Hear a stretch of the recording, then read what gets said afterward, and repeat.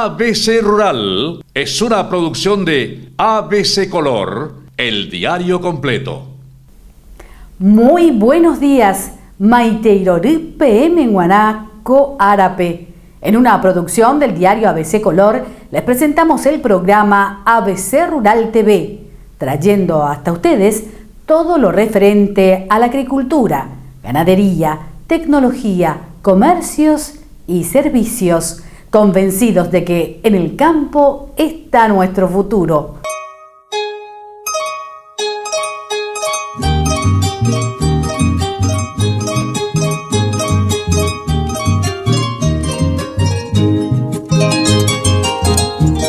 Vamos a hablar de la situación lechera en el Paraguay. Durante la Expo Coprolanda, realizada en el distrito de Campo 9, se tocaron muchos temas sobre la producción lechera. Y ABC Rural conversó con alguien que conoce mucho del tema, porque él es de la familia de los lecheros, de lo que han hecho tanto en el Paraguay por la industria y por la producción lechera, el ingeniero Javier González, que nos habló de cómo es en números la situación de producción lechera en el Paraguay.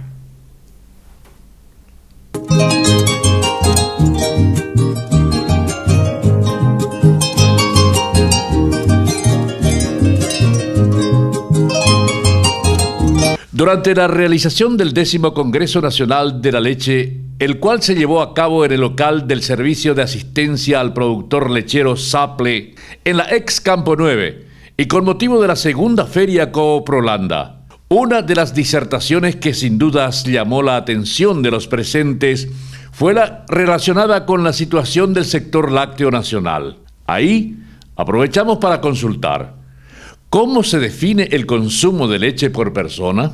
Diferenciar bien la información cuando lo tiene, ¿verdad? Generalmente la gente habla de litros por habitante año, pero cuando en la jerga o en el medio ambiente lácteo se habla de eso internacional, ya está implícito que se está hablando de los litros equivalentes por habitante año. ¿Y cómo sale el litro equivalente? Y sale de convertir kilos de queso en litros de leche, kilos de dulce en litros de leche. Una vez convertido, ahí se hace la sumatoria y se tiene unos litros equivalentes por habitante año. Entonces, cuando escuchamos que un país consume 250 litros por habitante año, no es que toman 250 litros, toman una parte como leche fluida y otra parte como diferentes productos, ¿verdad? Quiero también significar que en Paraguay gran parte del consumo, el incremento del consumo, fue los programas nacionales de la merienda escolar. Eso contribuyó mucho a que desde chicos los niños aprendan la importancia del consumo de leche. De acuerdo a lo señalado por el ingeniero González, la producción láctea a nivel nacional está mayormente concentrada en los siguientes productos: leche larga vida, leche en sachet, yogures, bebidas lácteas y quesos. Sin embargo, pese a la diversidad de productos que ya se logran a nivel nacional, la importación supera a la exportación. Nosotros importamos alrededor de 20 millones de dólares y exportamos en promedio 5 millones de dólares. O sea, hay 15 millones de dólares de diferencia. Y principalmente importamos quesos que hoy no los producimos, pero que podríamos producirlo. Le sigue a eso la leche en polvo entera, leche en polvo de crema. Y hay otro producto que importamos bastante y que no lo producimos, que es la leche condensada. Prácticamente se produce en Brasil, no en Argentina, no en Uruguay. Ahora, el queso me quiero detener más, porque el queso traemos alrededor de 3 millones de kilos. Si eso nosotros convirtiésemos en leche, en litros de leche, uno tiene que multiplicar 3 millones por, en promedio, 10 litros de leche, porque la relación más o menos es 10 litros de leche para 1 kilo de queso. Eso vemos que alrededor de 30 millones de litros en forma de queso viene de afuera. Y 30 millones de litros es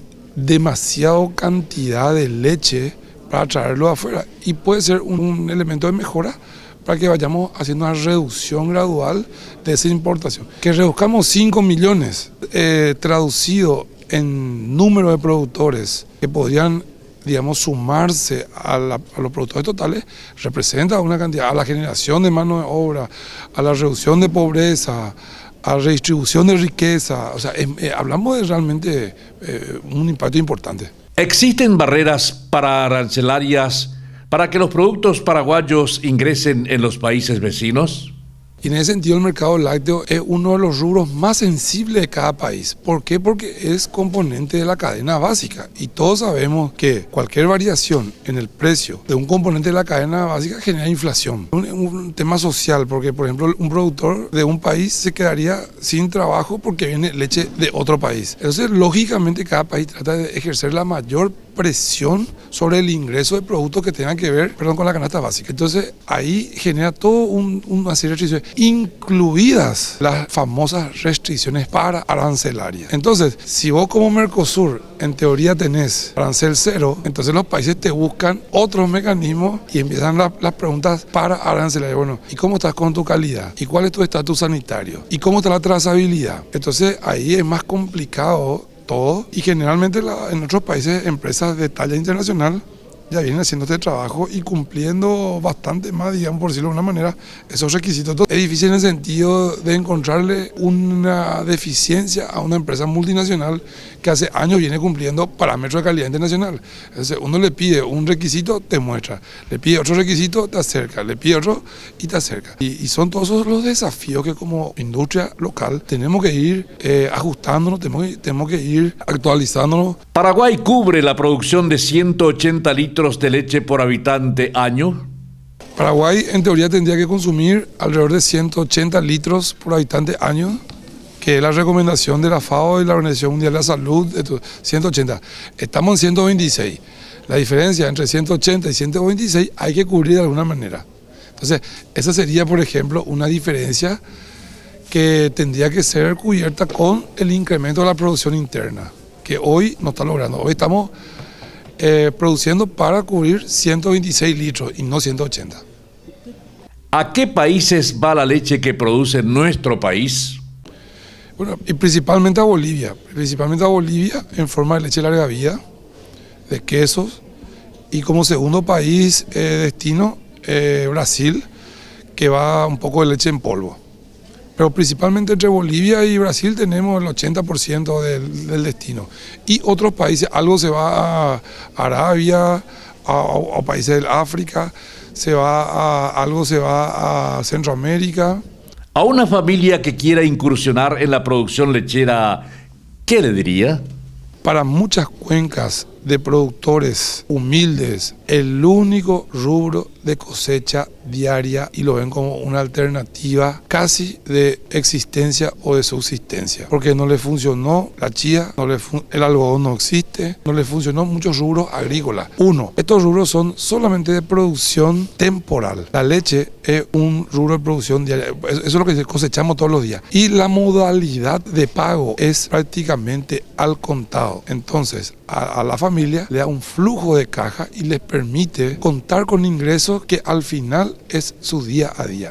Y la leche si lo haces bien, es muy rentable. Te hago otra comparación. La vaca es uno de los pocos animales que lo que come, sea buena comida, mala comida, más o menos comida, ¿en qué transforma? En un alimento tan noble que se llama leche. Puede comer pasto, puede comer yuyo, puede comer lo que come. A veces hemos botado del camino, vacas comiendo lo que sea. Pero lo que come, ¿en qué transforma? En leche. Y la leche es el alimento más seguro que tiene esa familia.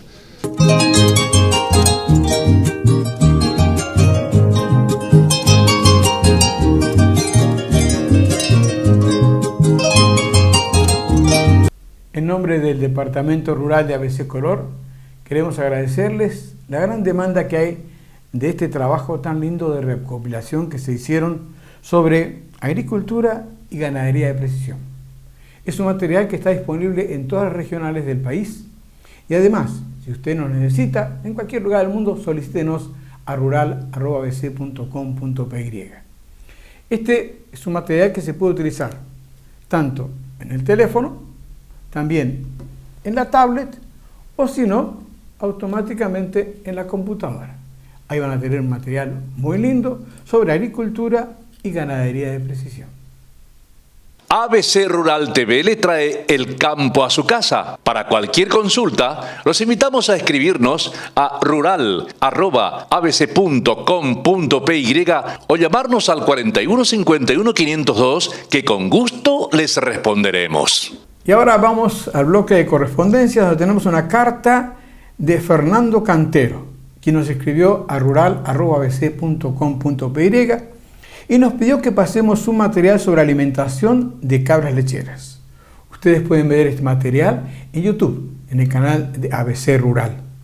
Estimado Fernando, vamos a pasar un material que hicimos con el criador Rafael Zamudio, quien nos hablará sobre cómo es la alimentación de cabras lecheras de acuerdo a su edad.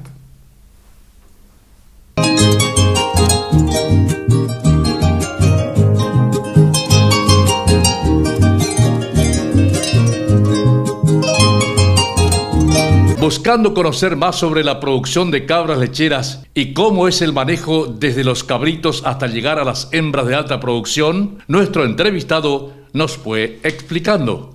Los recién nacidos yo manejo de la siguiente manera. Se bajan para parir. En el momento de la aparición, a las 24 horas ya saco de la mamá porque veo que se estresa menos. Porque anteriormente, cuando tenía menos animales, yo separaba a los 4 o 5 días de la mamá y empezaban a llorar las madres, tanto el hijo, hasta que llegaba al punto que no nos hacían ni dormir, más o menos 2 o 3 días.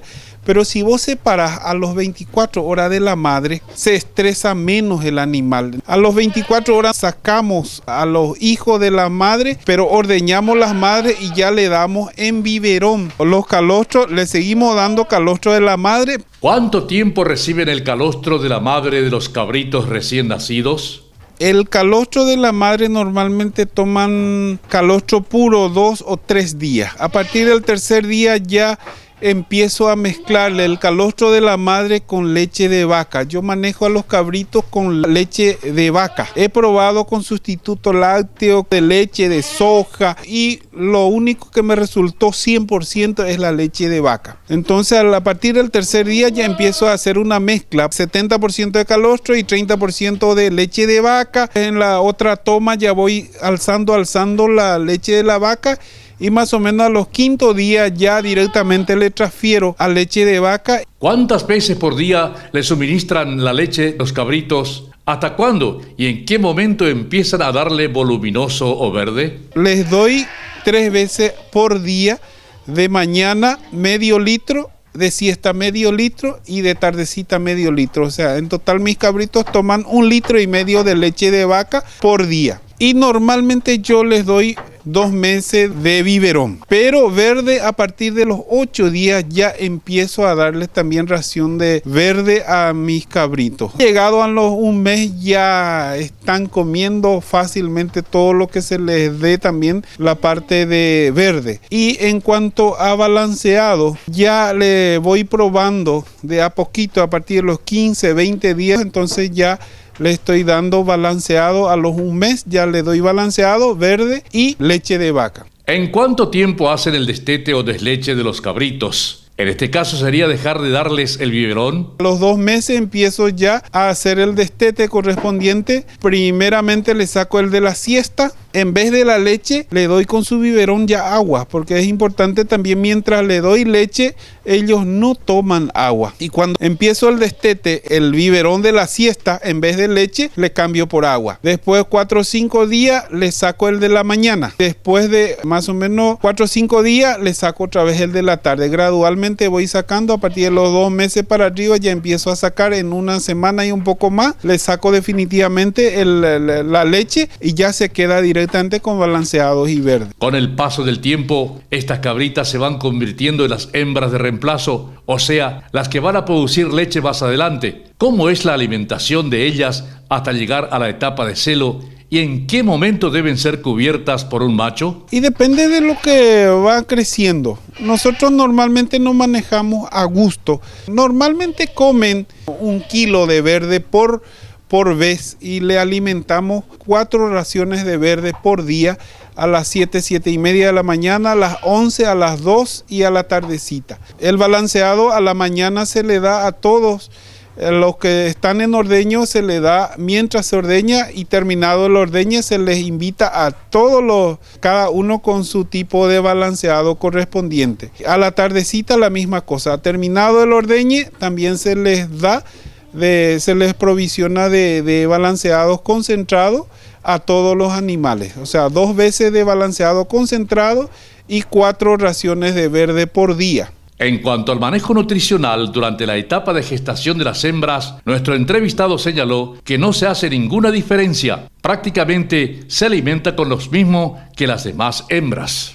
En lo referente al uso de la sal mineral, el señor Zamudio destacó que cada animal tiene en su jaula una ración de la cual se alimenta a gusto y una vez que se acaba se vuelve a recargar. Lo mismo con el agua, que tampoco debe faltar.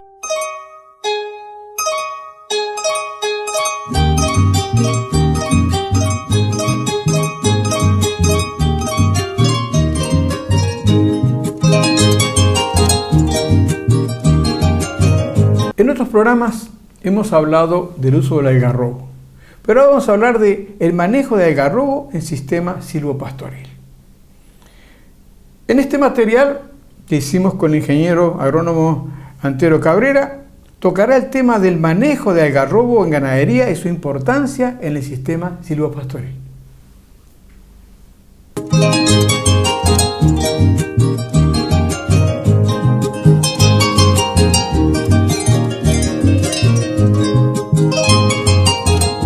Estamos en la finca del señor Gerard Harms. Él es probablemente uno de los pioneros en el tema de manejo de la regeneración del algarrobo para desarrollar un tronco, un fuste aprovechable de mejor manera. Este señor, digamos, desarrolló su piquete él mismo, trabajando principalmente con, como nos decía en alguna oportunidad, con un machete, ¿verdad? Cortando, podando con un machete. Evidentemente se pueden hacer con diferentes herramientas, pero él mismo desarrolló su piquete haciendo o interviniendo las plantas en varias oportunidades. Lo que podemos ver acá es una parcela de pastura con arbolada, vamos a decir, o un sistema silvopastoril prácticamente, donde se puede observar perfectamente el fuste bien desarrollado de las plantas, en este caso algarrobos.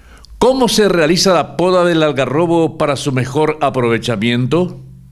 En algarrobo probablemente va a ser una actividad que va a ser consecuente, ¿verdad? Es decir, que va a necesitar un cierto tipo de seguimiento. Se hace una primera intervención donde se elige prácticamente el fuste principal que va a quedar y a partir de ahí se hace una intervención concreta, ¿verdad? Se corta las ramas laterales. Hoy día se está hablando de cortar al ras, tratar de evitar que formen nudos dentro de la madera, que puede descalificar un poco en el día de mañana. Simplemente se cortan las ramas laterales y después se puede volver a trabajar después de un tiempo, 1 o tal vez 2 veces máximo, los rebrotes de esos cortes, ¿verdad?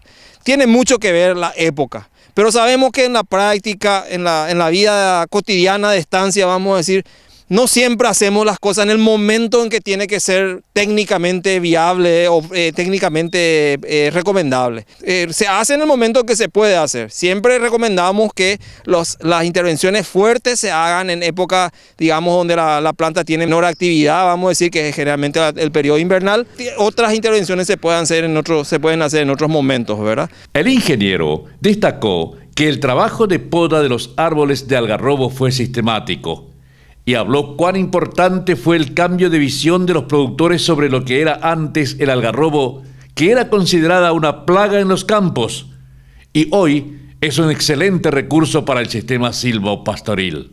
El propio algarrobo era considerado maleza y hoy día estamos hablando de un recurso que podría ser el día de mañana un recurso prácticamente inagotable. Hay que entender que el Chaco, en el sistema de pasturas, podemos hablar fácilmente entre 2 y 2.5 millones de hectáreas de pasturas cultivadas que en alguna medida pueden desarrollar este tipo de sistemas, las cuales se pueden extraer múltiples beneficios, ¿verdad? La madera es uno de los beneficios. Evidentemente, el animal encuentra un clima mucho más agradable para su desarrollo en un ambiente como este. También el efecto que tienen las plantas sobre el suelo es importante. son plantas que aportan nitrógeno al suelo. Además, desarrollan forraje en épocas de escasez dentro del periodo anual. En agosto ya están verdeando cuando más se necesita de forraje en los sistemas tradicionales. Y en octubre, noviembre estamos teniendo la caída de las frutas, que son realmente forraje de suma importancia. En síntesis, tenemos un sistema muy amigable de producción con múltiples productos que son de producción sustentable, para decirlo de una manera. Finalmente, el ingeniero destacó que el algarrobo también puede ser un aliado nutricional para los animales en épocas complicadas. Producción de forraje en la época que el ganado más necesita. En agosto, prácticamente sin lluvia, comienza a verdear. Es un golpe de esas hojas verdes tienen altísimo contenido de proteína. Es un golpe de proteína y de alimentos al rumen en una época donde tienen que estar trabajando con pasto bien seco. Además de eso, las chauchas que vienen de noviembre, fines de octubre, noviembre, que es un golpe energético principalmente en el caso de las frutas, que también tienen un buen contenido de proteína, pero nosotros en algún momento bromeábamos con un colega y hablábamos de un maíz que crece en los árboles, ¿verdad? Que realmente es una fruta muy interesante. Y aparte el valor que tiene también al emplear personas que quieran hacer el trabajo de colecta de las vainas para diferentes usos, ¿verdad? Que es también un tema muy interesante que hoy día se está desarrollando mucho más.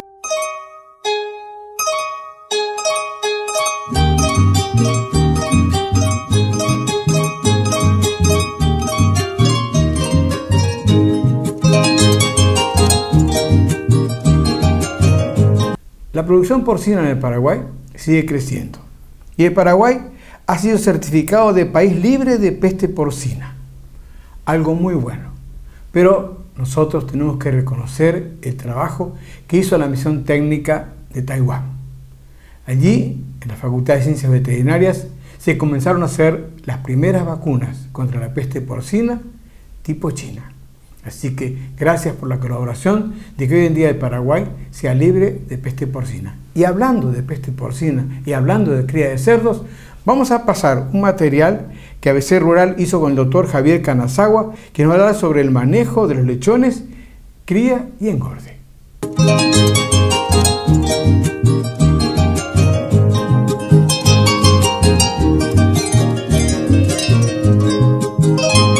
Estamos en este momento en el galpón de recría y engorde para mencionar algunos aspectos fundamentales a considerar en dicho galpón. Los lechones provienen del galpón de maternidad.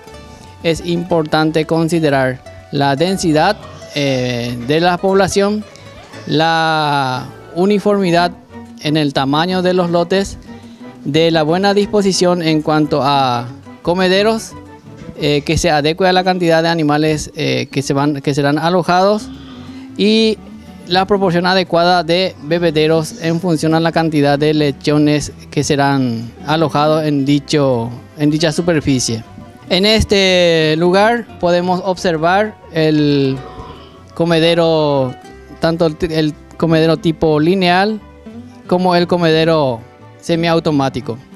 El comedero lineal consiste en un comedero que se construye a lo largo de un lado de la pared, principalmente hacia el pasillo, de manera a facilitar el suministro del alimento balanceado, y en ocasiones de inclemencia del tiempo evitar a que se humedezca estando en la parte medio.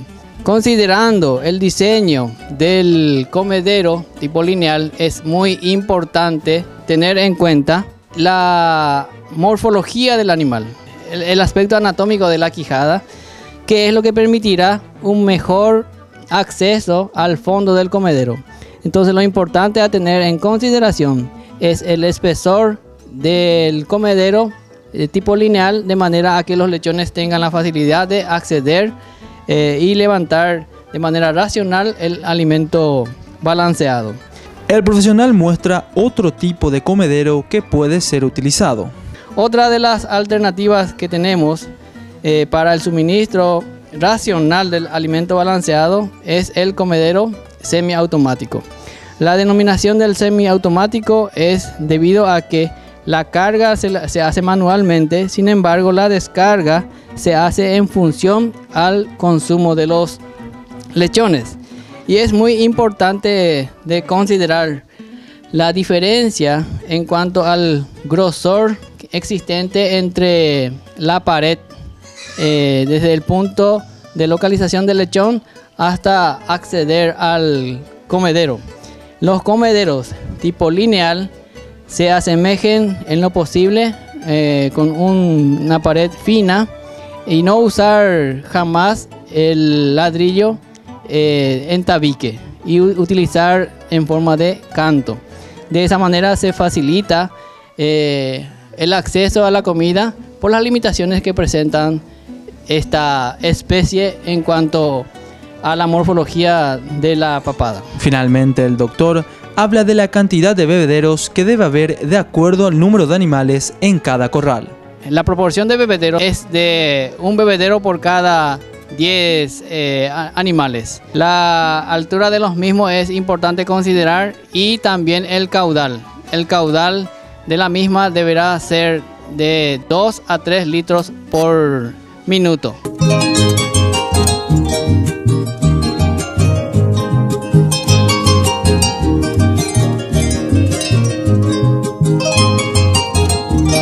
La brucelosis bovina, un punto que hay que tener en cuenta. El Servicio Nacional de Calidad y Salud Animal, SENACSA, presentó un nuevo Plan Nacional del Control de la Brucelosis bovina. Sobre este tema, hablamos con el doctor Ido Llaga, presidente del SENACSA, quien nos explica cuál es el plan.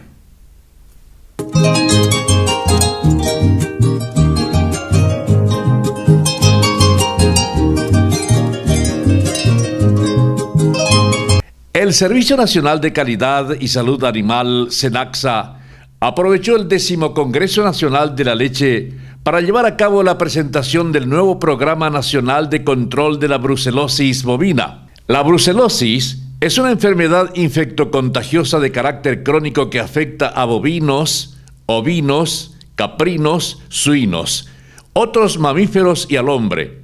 Es una zoonosis causada por bacterias del género Brucella y se caracteriza principalmente por producir aborto.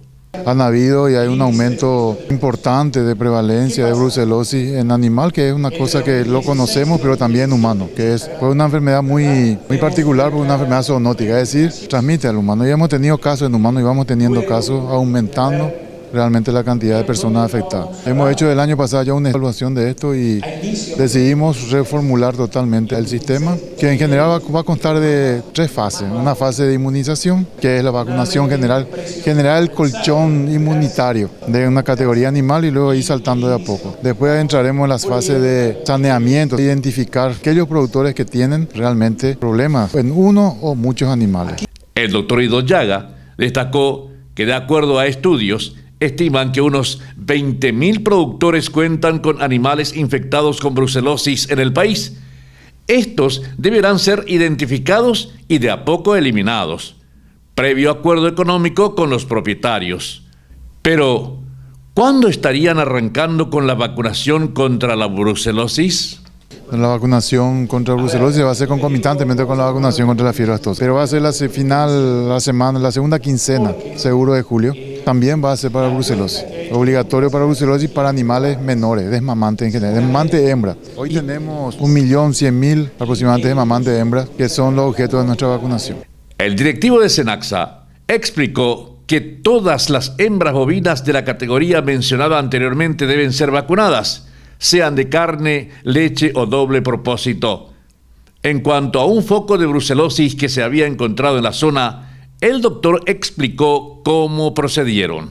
Recibimos la información a través de la prensa, ¿verdad? Y posteriormente a través de nuestros funcionarios de la zona. Lo que hicimos fue realmente llegar a la zona. Se ha dispuesto un cordón sanitario y se ha procedido a la sangría de 15 a 16.000 cabezas de ganado de un área particular de la zona afectada. Se han encontrado un porcentaje importante y luego se ha procedido a la eliminación de los animales con acompañamiento de nuestra gente. Se hizo una segunda que también hemos tenido de vuelta, algunos positivos y bueno, es lo que hicimos en su momento, ¿verdad?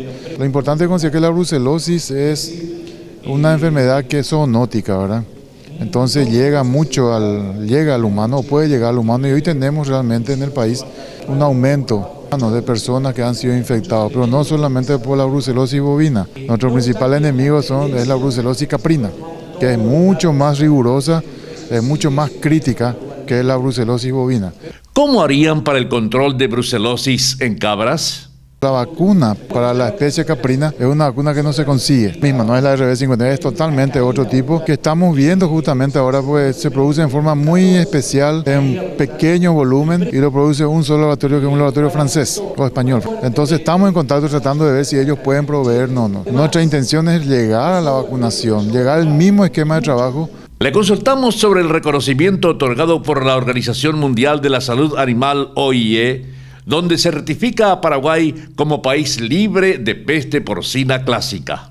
Es un certificado que hace en base a una evaluación bastante concienzuda, de una documentación técnica bastante profunda y de misiones de evaluación también dentro del país. Nosotros aún no tuvimos misión de evaluación, no fue fácil, y lo hemos hecho también en cooperación con el sector productivo porcino, por decirlo de cierta manera.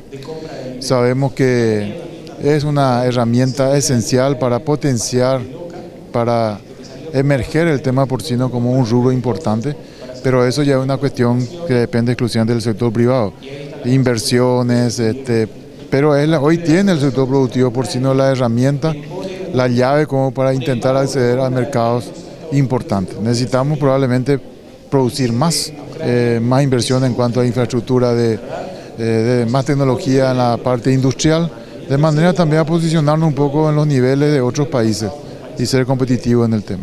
Finalmente, el doctor Ido Llaga nos habló sobre la posición del SENACSA en lo referente al pedido de algunos países de lograr el estatus sanitario de países libres de fiebre aftosa sin vacunación.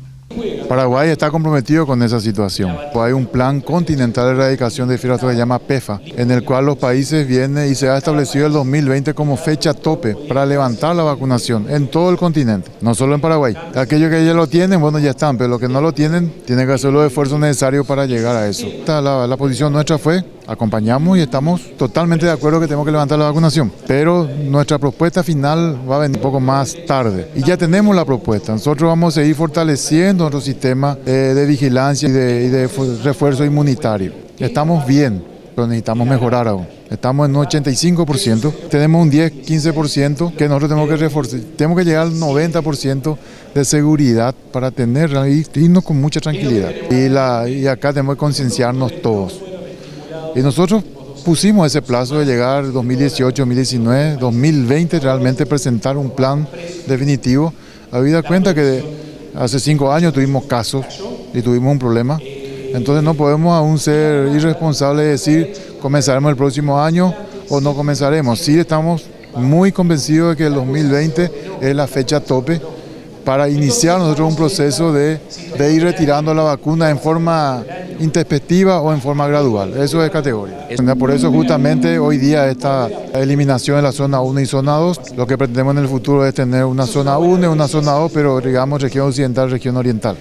Si algo me puede preocupar en este tema es todavía la existencia de, no digo productores, de personas que de repente lucran en el marco de la ilegalidad animales o movilizan animales y no toman realmente mucha conciencia de la situación en la que nosotros estamos enfrascados. Uno solo puede fundir el país.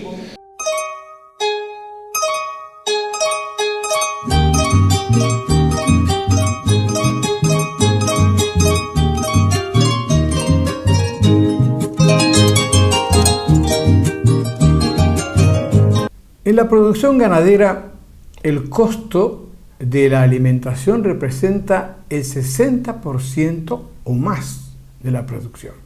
Por eso es fundamental de ver qué se puede incorporar en cuanto a pasturas, en cuanto a materias primas. Vamos a hablar de un trabajo muy lindo que hicimos con el doctor Fernando Viedma, que nos va a hablar sobre el pasto gramafante, una variedad introducida a nuestro país hace unos años y que, según nuestro entrevistado, da excelentes resultados.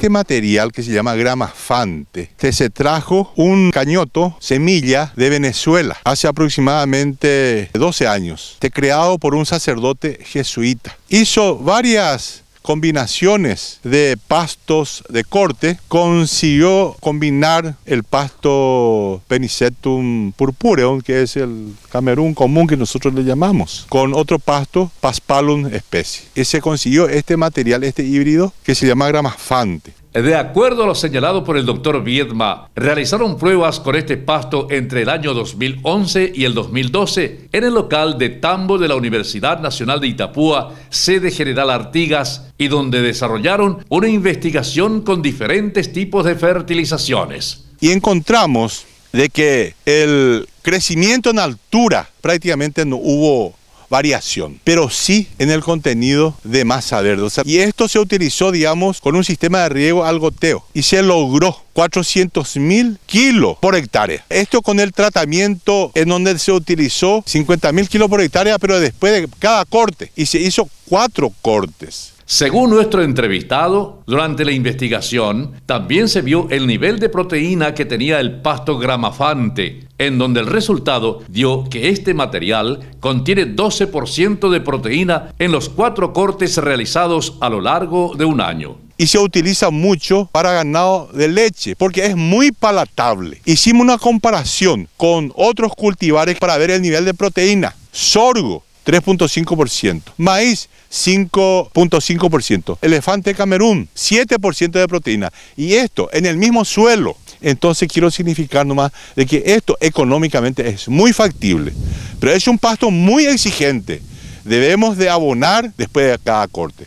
Y un pasto de este, si es que no hacemos el tratamiento, el cuidado cultural, la alimentación del suelo, se achica, como dice la gente en guaraní a veces, y caipá la planta. ¿Cuál debe ser la altura de corte? Se necesita cortar a la altura de 10 a 15 centímetros si vamos a hacer, por ejemplo, ensilado. Pero de repente alguien dice, bueno, yo quiero pasto fresco de corte. Puede cortar, digamos, a 50 centímetros. No se resiente la planta. Vale decir que está brotando nuevamente, digamos, la planta en forma fresca y que es muy palatable si le vamos a dar en forma directa al ganado. Se corta y se le da al ganado sin ningún inconveniente y ya se tiene también esa experiencia que funciona perfectamente. ¿Cómo es el sistema de multiplicación? Lo que nosotros utilizamos es el cañoto y se multiplica, digamos, igualito que el pasto elefante Camerún. Lo que nosotros recomendamos es poner 2 semillas hacia un extremo que esté en la parte, digamos, más gruesa y la otra semilla que esté hacia el otro extremo y que sea aproximadamente 50-60 centímetros. Y se le da, o sea, 2 o 3 cortes cada 15 o 20 centímetros para que no haya molestia. Entonces crece la totalidad. Y la semilla que vamos a utilizar tenemos que hacer prácticamente bien lignificado ya, que haya crecido a los 4 o 5 metros de altura. ¿Cuál es el comportamiento de este pasto ante las heladas y el ataque de plagas y enfermedades? Bueno, acá cuando viene el frío muy fuerte, también se quema, pero menos que el elefante Camerún. Pero si el frío no es tan fuerte, está así enterito, no hay ningún problema. No tiene ataque de ninguna laya, no tiene plaga, no tiene enfermedades, y esa es la gran ventaja. Y esto es una tecnología fácil. Y yo recomiendo a la gente que haga esto con una hectárea sin riego, puede lograr 200.000 kilogramos por hectárea utilizando estiércol bovino. Y con eso puede alimentar su ganado para hacer engorde. Una buena sanitación, una buena sal mineral y este pasto puede hacer en época estival tranquilamente ganar 1 kilo de peso vivo por día.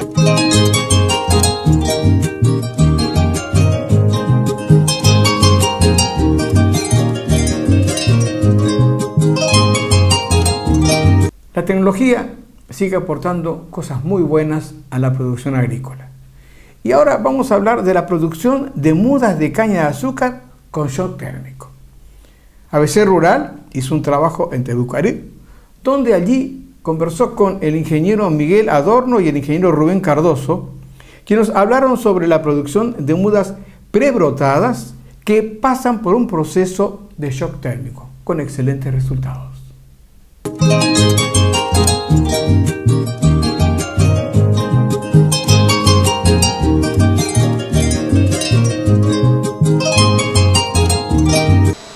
búsqueda de mejora es constante. Hacemos innovaciones, adaptamos, buscamos nuevas alternativas para la búsqueda del mejoramiento del sistema productivo, ¿verdad? En este momento estamos en un lugar donde estamos llevando a cabo la producción de mudas prebrotadas que podemos utilizar para replante de caña, porque sabemos que por diversas circunstancias de clima o de algún tipo de siembra, plantación deficiente, hay pérdidas en el campo, en el sentido de que no brota toda la caña que se lleva en campo. Entonces tenemos como objetivo producir plantines para replante, para un cultivo, para que una parcela tenga una productividad alta, ¿verdad? Porque incide muchísimo la falla en el cultivo, en la productividad final. Y no solamente de ese año, sino que de los 4 o 5 años consecutivos que dura ese cañaveral. Y también para hacer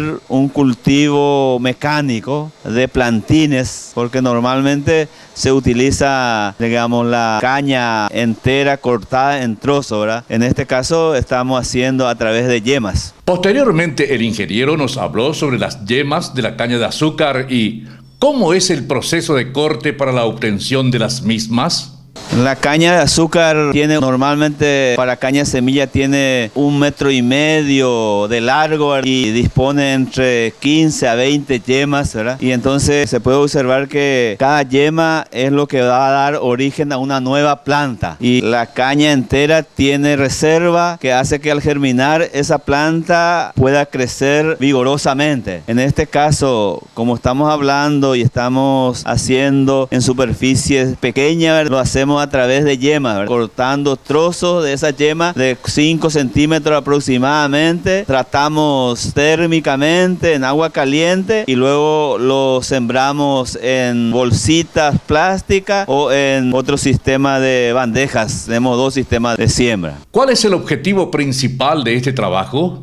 Tiene un proceso de trabajo, como el objetivo principal es de disponer plantines sana, el replante o para cultivar en forma directa en el campo. La búsqueda principal es la tener una parcela eficiente y sana. Cuando hablan de semillas sanas, ¿a qué se refiere? Sana porque acá lo tratamos térmicamente. Térmicamente quiere decir que estamos pasando en un proceso de agua caliente en reservorio durante 30 minutos a una temperatura de 50 grados centígrados. ¿Por qué se introducen las yemas de la caña de azúcar en el agua caliente?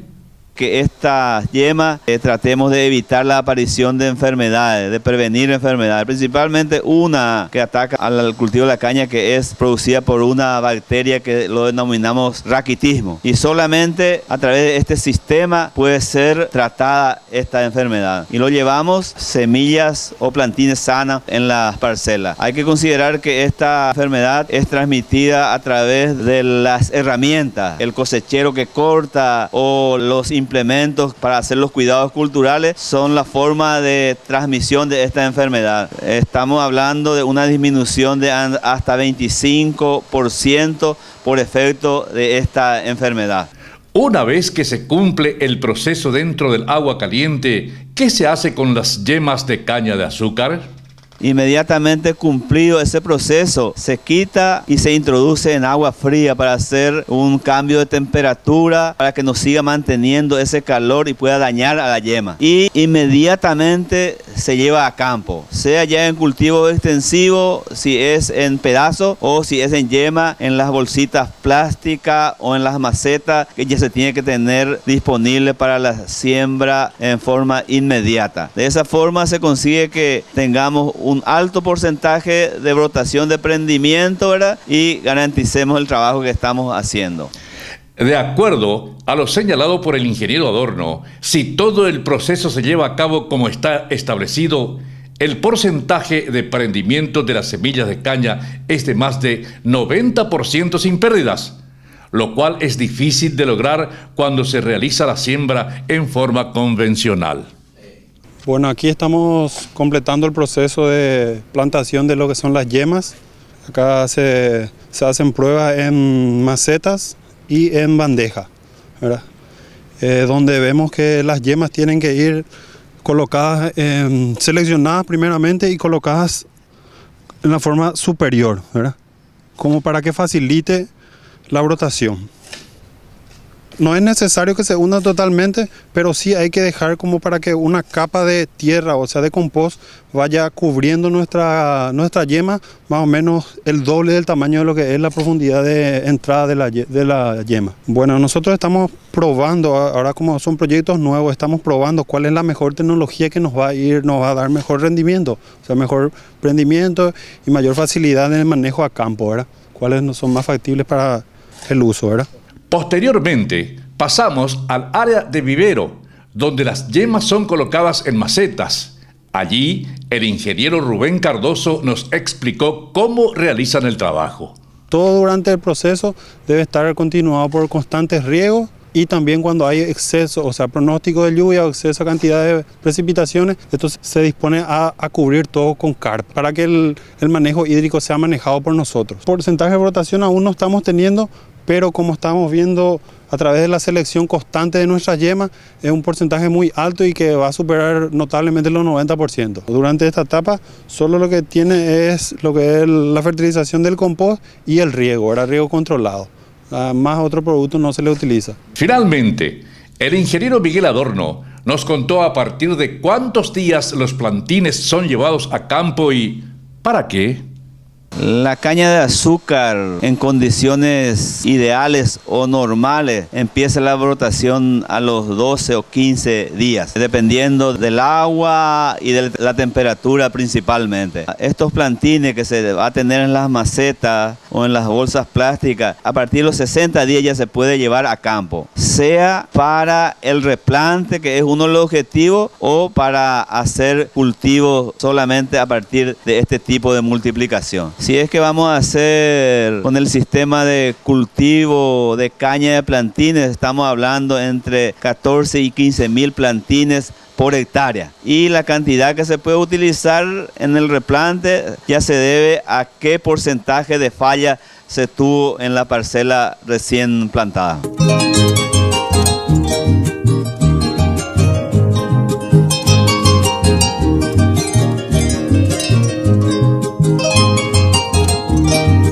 Hemos hablado de las nuevas técnicas de producción animal. Hablamos de nutrición, de la producción lechera, no solamente en vacas, sino también en cabras, y también el uso de las técnicas como determinar buenas carcasas.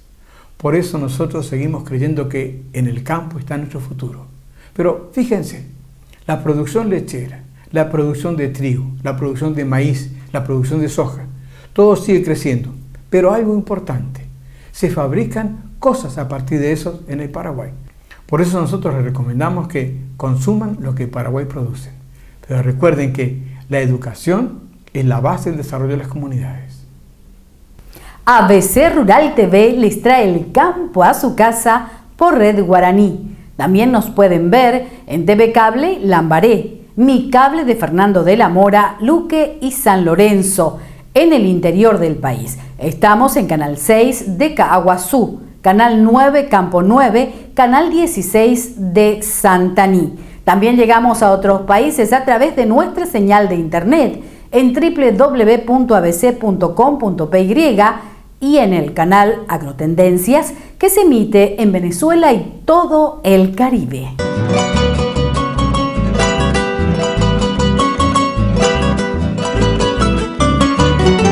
ABC Rural fue una producción de ABC Color, el diario completo.